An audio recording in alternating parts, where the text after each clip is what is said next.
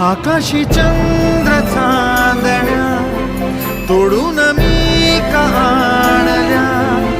मनाचा पाळणा करू बांधून घे जरा झुला, डोळ्यात तूच साजणी सुखाचा स्पर्श तू नामा, तुझ्या विना उरेन अर्थ जीवना, उजळे तुझ्या हसूने कणकण, अन चंद्र हे हातीचे काकण.